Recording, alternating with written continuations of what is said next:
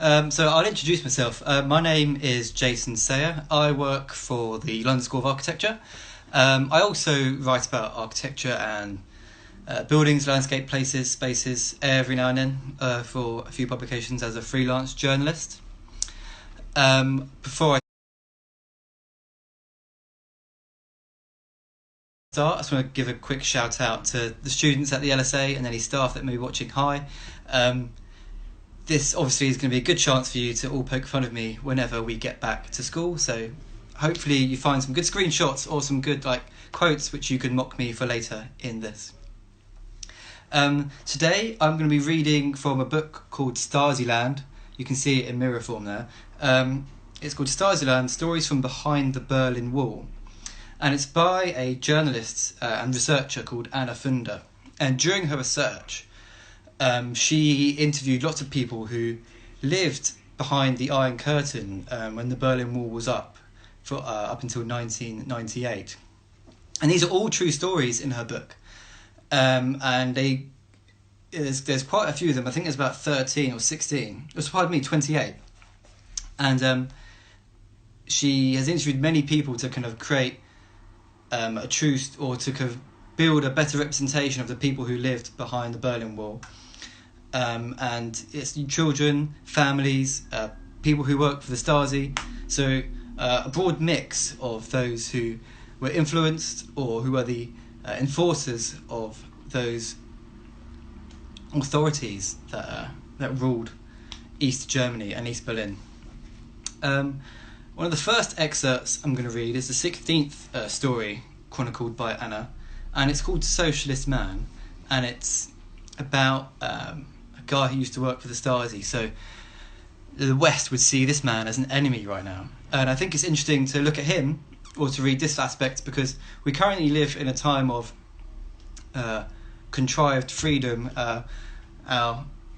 What we can do is fairly limited as public citizens right now, and particularly in the Western world. And people who lived like that, but they had much less freedoms during the Berlin Wall, when the Berlin Wall was up. And it's good to kind of compare the lives of those who live now and where we are now. So that's kind of the purpose of me starting with this short story. If we have time, we'll go on to a different one. But I shall start now. Socialist Man. In August 1961, a fresh Stasi recruit named Hagen Koch walked the streets of Berlin with a tin of paint and a brush, and he painted the line where the wall would go. He was a 21-year-old, and he was a Secretary General Honecker's personal cartographer. Unlike most heads of state, Honecker needed a personal cartographer because he was redrawing the limits of the free world.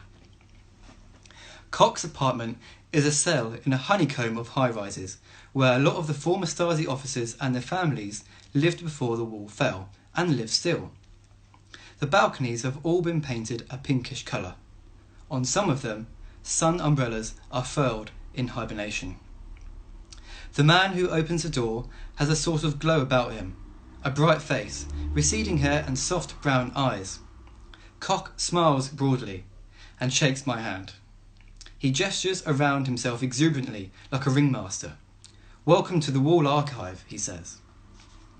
Along the corridor hang framed colour photocopies of what were once top-secret Stasi maps. They show various parts of the wall in aerial view, with a colour-coded key for the guard towers, mine traps, dogs and tripwires. Black, yellow, red East German pennants are pinned on the walls, and a bodice of uniform of the leader's elite guard, Felix Dzerzhinsky regiment, hangs from the hooks, deflated as a scarecrow. More obscure mementos of the regime sit in glass-fronted cupboards. As we walk along the corridor, I think I see a crocheted doily in the national colours. Koch talks as we walk, and by the time he reaches his study, he is listing off on his fingers the VIPs who have been to see him and his archive. Behind his desk, a large gold plate bearing the East German hammer and compass shines out from above head height. The room is lined with framed newspaper articles. The pictures show Koch with his visitors. He looks straight into the camera, clean-featured and moon-faced and beaming. Koch with the Queen of Sweden, Cock with an actor from Star Trek. Cock with Christo, the rap artist. He is more than comfortable with the tiny microphone on my tape recorder. When I ask if I might clip it to his shirt, he takes from me and wields it like a rock star. His forearms are honey brown and lightly haired. I ask him how he applied to join the Stasi. No, it didn't work like that. You had to be chosen, he said. Apparently, this was one of the fundamentals of the system. Don't call us, we'll call you. Who chose you then? I ask. Just a moment, he says. It's hard for you to understand. Without understanding my childhood, you can't see why anyone would want to join the Stasi. This isn't quite true. I've given a lot of thought to why people would want to join the Stasi. In a society riven into us and them, an ambitious young person might well want to be one of the group in the know, one of the unmolested. If there was never going to be an end to your country and you could never leave, why wouldn't you opt for a peaceful life and a satisfying career? What interests me is the process of dealing with that decision now that it is all over. Can you rework that past? The grit that rubs in you until it is shiny and smooth as a pearl? My upbringing was so, he searches for the words, so GDR. His eyebrows move up and down. Everything that was GDR positive, that was me. Cock turned to a cardboard box on the floor beside his desk. My father put me on this track. He reaches into the box and pulls out a brownish photograph of his father in army uniform, with the expression men in armed services pictures often have, as if they have already been elsewhere. Then he goes back to the box and produces a school report. He flashes it at me and I see the old-style Gothic handwriting. Cock starts to read. Hagen was a diligent and orderly pupil. And then he reads through the report. We are right back at the beginning of his life. I look at the box and the box is deep. It seems this afternoon we're going to go through it piece by plastic-wrapped piece. You have to understand, he says, in the context of my father and the propaganda of the Cold War, the GDR was like a religion. It was something I was brought up to believe in. He speaks passionately and loudly, although I am sitting close to him and the room is small. I watch him waving his arms and my microphone. He brings out more photographs and more documents, and I hear him say, "You can see here after the war, we had no mattresses, holes in our socks." But I'm mulling over the idea of the GDR as an article of faith. Communism, at least of the East German variety, was a closed system of belief. It was a universe in a vacuum, complete with its own self-created hells and heavens, its punishments and redemptions meted out right here on earth. Many of the punishments were simply for lack of belief, or even suspected lack of belief. Disloyalty was calibrated in the minutest of signs. The antenna turned to receive Western television, the red flag not hung out on May Day. Someone telling an off-colour joke about Hanukkah just to stay sane. I remember Sister Eugenia at school, with her tight sausage fingers, explaining the leap of faith that was required before the closed universe of Catholicism would make any sense. Her fingers made the leap, pink and unlikely, as we children drew the fruits of the Holy Spirit, a banana from redemption, as I recall, and all I could think of was a sausage person walking off a cliff top, believing all the time the hand of God would scoop him up. The sense of having someone examine your inner worth, the violence of the idea that it can in fact be measured, was the same. God could see inside you to reckon whether your faith was enough to save you. The Stasi could see inside your life too, and they had a lot more sons on earth to help. The GDR, in its 40 years, tried strenuously to create Socialist German Man and to get the people to believe in him. Socialist German Man was to be different from Nazi German Man and different from Western, capitalist imperialist German Man. History was taught as a series of inevitable evolutionary leaps towards communism, from the feudal state through capitalism, and then, in the greatest leap forward to date, socialism. The communist nirvana was a world to come. Darwinian diagrams flashed into my mind, showing a man on a scale of increasing uprightness and lack of body hair, from monkey to Neanderthal to Cro-Magnon to modern. Here, now in front of me, is Socialist Man, smooth and keen and very, very verbal. As Cock dips into the carton once more, I wonder whether he ever wished he'd been a disruptive and disorderly pupil, instead of a diligent and orderly one. Whether it would have saved him from carrying his explanatory box through life. My story comes directly out of my father's story. Hardin Cock passes me the photograph of his father again, and Heinz Cock looks out from the early in the century. He had the same brown eyes as his son, but in a narrower, more doubtful face. Heinz Cock was born in a village in Saxony on the 5th of August 1912, and he was brought up as the son of a village tailor. On the day he was 16, he ran home from school distraught, with his report card in his hand. In the space for name was written, Cock Heinz, grandson of the master tailor. Cock pulls a yellowing report from the box.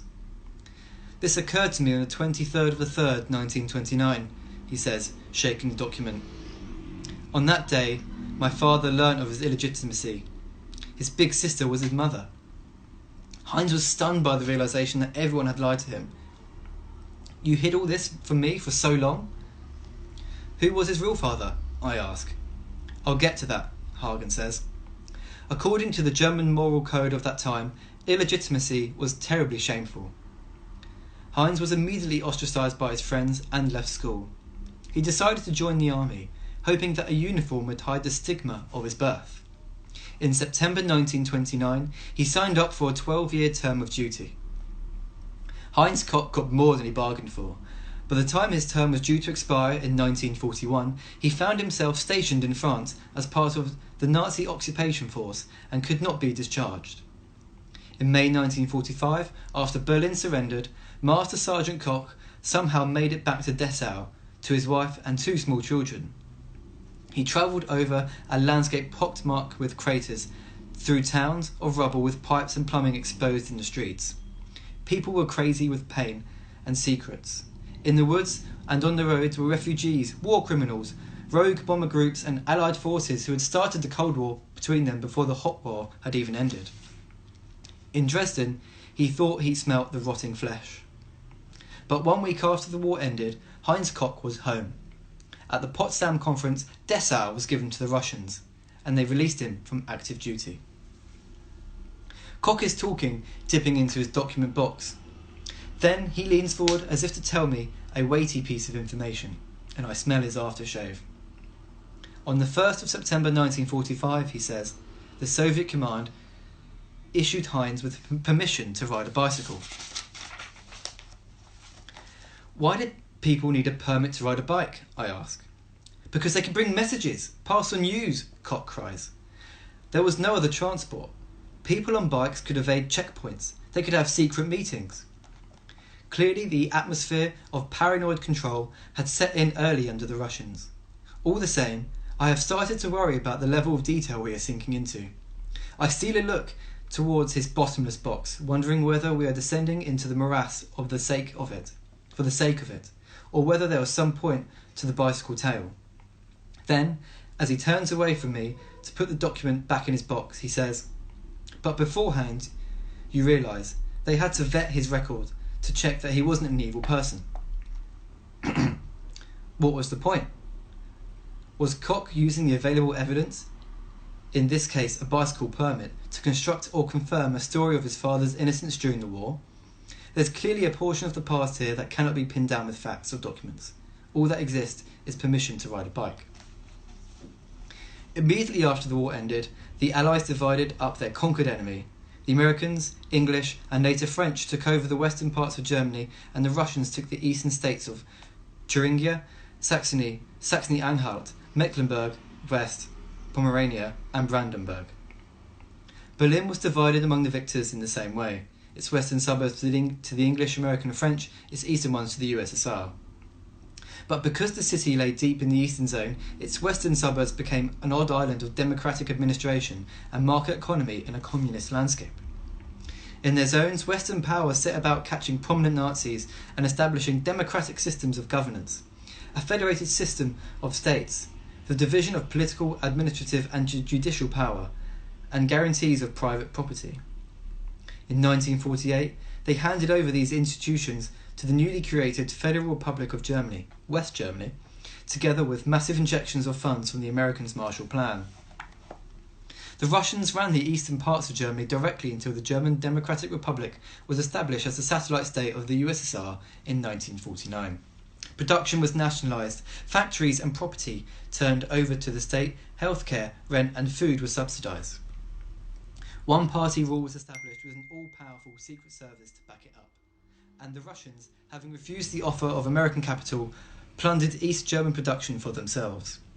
They stripped factories of plant and equipment which they sent back to the USSR.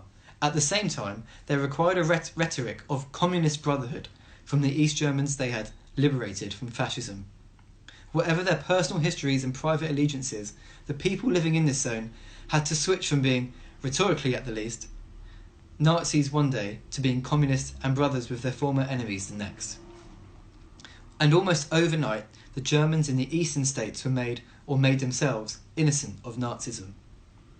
It seemed as if they actually believed that Nazis had come from and returned to the western parts of Germany, and were somehow separate from them, which was in no way true. History was so quickly remade, and so successfully, that it can truly be said that the Easterners did not feel then, and do not feel now, that they were Germans as those responsible for Hitler's regime. This slight of history must rank as one of the most extraordinary innocence manoeuvres of the century. In Dresden once, on a blue bridge over the River Elbe, I saw a plaque commemorating the liberation of East Germans from their Nazi oppressors by the Brothers and Russians. I looked at it for a long time, a small thing dulled by grime from the air. I wonder whether it had been put there immediately after the Russians came into a vanquished Germany, or whether a certain time had been allowed to elapse before things could begin to be rewritten. To start a new country, with new values and newly minted socialist citizens, it is necessary to begin at the beginning, with children. School teachers in the eastern regions were immediately dismissed because their job to educate children in the values of the Nazi regime. Socialist teachers had to be created. The authorities established a 6-month training scheme for people's teachers and then went into the schools. By February 1946, Heinz Koch, who hadn't finished school himself, was a fully qualified teacher of the village of Lindau, 30 kilometres from Dessau. In October that year, the first free democratic elections were held in East Germany. In fact, throughout the life of East Germany, elections were regularly held. On the ballot paper, there are representatives of all the major parties, mirror image replicas of the parties that existed in West Germany. There were centre-right Christian Democrats, CDU, Liberal Democrats, later the FDP, and Communists, the SED. Election after election, for 40 years, the results would be broadcast on television, and always, overwhelmingly, the Communists were voted in. The majority stretched credibility, 98.1%, 95.4%, and 97.6%. None of this, though, was evident in 1946. At that time, it was possible, just possible, that somehow a socialist state would emerge which lived up to the democratic of its name. They had all been through hell on earth. Didn't they deserve heaven? People's dreams had been honed by suffering, whittled into sharp and defined shapes. Heinz Koch founded the Lindau branch of the Liberal Democrats and stood for election as mayor. September, there was a month long of sunsets, late light falling through the leaves still on the trees. Even in this land of rubble and dust, there was room for hope. This was, after all, an election. There were parties, there were candidates, there were local campaigns, and there were polling stations. And there was a ballot paper on which the Communist Party candidate's name was top of the list. It might have been coincidence, except that next to this candidate's name, Paul Enker, was written not SED candidate, but already mayor. Nevertheless, when the vote came in, it was clear Heinz Koch had won the election. Lindau was a tiny place. The Liberal Democrats got 363 votes, the SED 289 and the CDU 131. People no longer wanted right or left, they wanted middle of the road. But Enker, the communist, Koch says, was chairman of the Electoral Commission. Enker immediately called a meeting in the town hall for evaluation of the vote. Koch tells me that the hall was full of women, some with children. There were several old men, but there were scarcely any young or middle-aged ones. Enka welcomed them and addressed the room. "So where are all your men?" There was silence, shuffling. "Fallen in war," came one answer. "Missing in action," said another voice. One woman said quietly, "I don't know." Then a voice came from the back of the hall. "My husband is a prisoner of war in Russia." Enka seized his moment. Many of your men are now prisoners of war camps? Or in prison of war camps?" he asked. The hands started to go up, at first slowly, but then there were many. "So how long did your husband serve in the forces?" Enka asked a woman sitting near the front. 1 year, she said. The answers started to come from all over the hall. 5 years, 3 years, 7 years. "And for what they were taken for prisoners of war?" "That's the way it happened," said the woman. "Well, I ask you," said Enka, "do you think it right that your men, who served 3 years, 5 years, 7 years in the armed forces, are in prison when Master Sergeant Koch, on my right here, who served the fascist imperialist army for 16 years, gets off scot-free? Not a single day's punishment?" "So in this way," Koch says, "my father was sentenced to 7 years in a prison of war camp." "What, just like that?" I ask. Koch is agitated now. "The Russians came and took him into custody. That was just the way it worked. And the people said it's right that it should be so. If my husband is sitting it out over there, then so should he.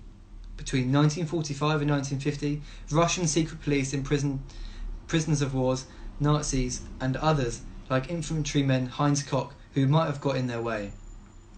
They reused Nazi concentration camps of Sachsenhausen and Buchenwald in other places, and where they were full, they built new prisons or sent people to Russia.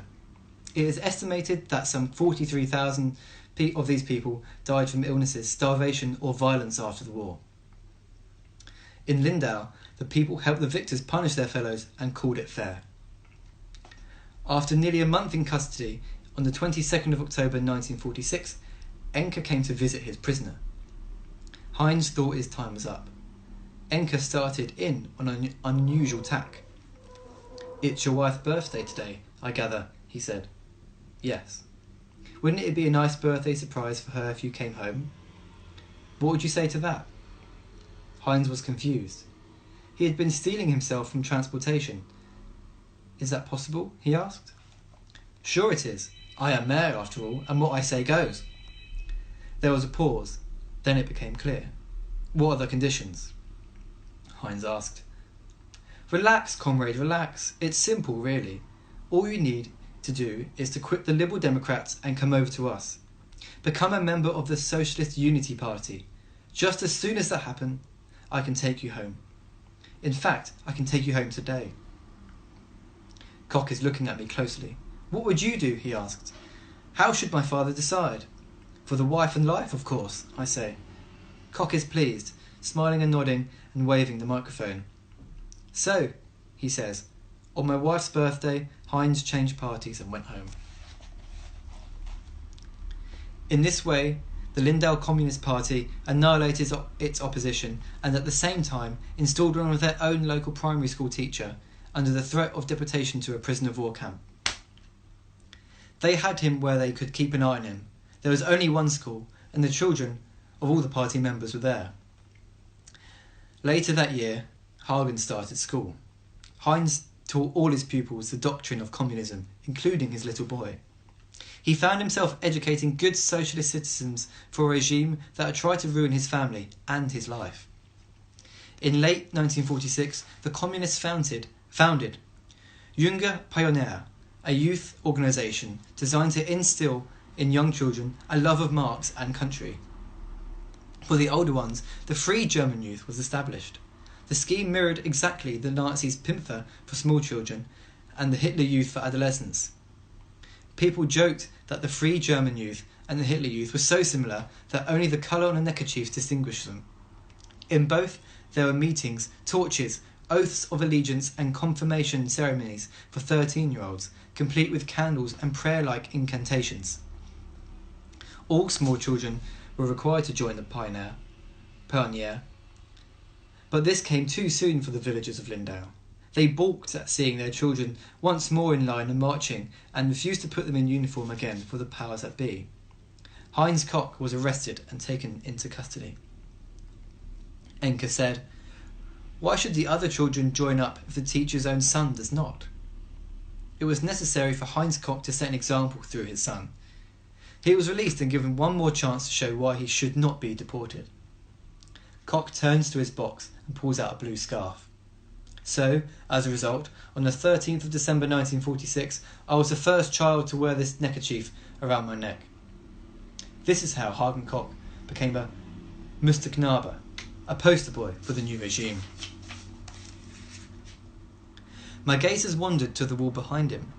Next to the gold plate hangs a girly calendar displaying a naked woman's torso in a forest.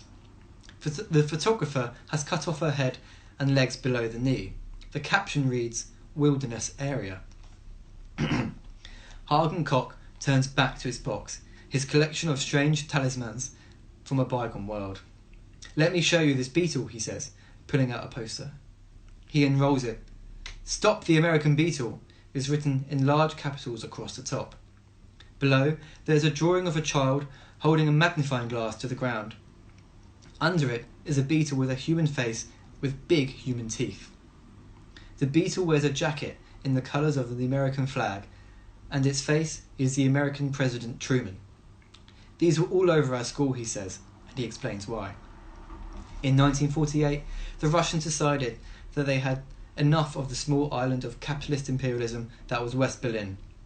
It seethed with the spies of enemy countries. It was a toehold for the Allies on socialist soil. In a modern siege, Stalin's forces cut off the land supply routes through East Germany to West Berlin. On the night of 24th of June 1948, they switched off the eastern power plant that supplied the city. The West Berliners were to be starved out in the dark. But the Allies would not give up on the 2 million West Berliners. For almost a year, from June 1948 to October 1949, they kept the city alive by plane. In that time, American and British planes made some 277,728 flights through Soviet airspace to drop bundles of food, clothing, cigarettes, medicine, fuel and equipment, including components for a new power station, to the people of West Berlin. In the West, the aircraft became known as the Reustinnenbomber, or the Raisin Bombers, because they brought food. In the East, Koch and his classmates were told the enemy planes sprayed potato beetles over the East German crops as they flew over, in order to spoil the harvest. Lindau was virtually under the flight path. The planes flew day and night, Koch says. This is how they gave us a picture of the enemy. In the place where people get no news from the outside, they have nothing else to believe. Why was it credible that the Americans would do this? I ask. It seemed improbable that a nuclear superpower would be loading up planes full of live beetles on leaves and setting out across the Atlantic with them. Because they had just bombed Dresden flat, he cried. The beautiful centre of German culture, senselessly, and they even dropped 2 atom bombs on Japan. They were clearly truly evil. What more proof do you need? Bombs, atomic weapons, and now biblical pestilence. I am telling you how propaganda works, he continues. This is how I grew up. At this time, there was still rationing. Sugar was scarce, and boiled sweets were a luxury. But there was an incentive scheme for the children. For every beetle we collected, we could redeem a penny. For a larva, a halfpenny. And for every 100, we got 10 ration cards for sugar. So we children went to the fields every spare minute we had, collecting beetles, larvae, beetles, and larvae. We handed them in and got more sweets than we could eat. In Koch's mind, the sweet taste of reward is connected with foiling the American plot to spoil the potato crop and starve his people. This story of insects and sweets and making of the enemy, this is the story of making a patriot. And that concludes the end of that short story.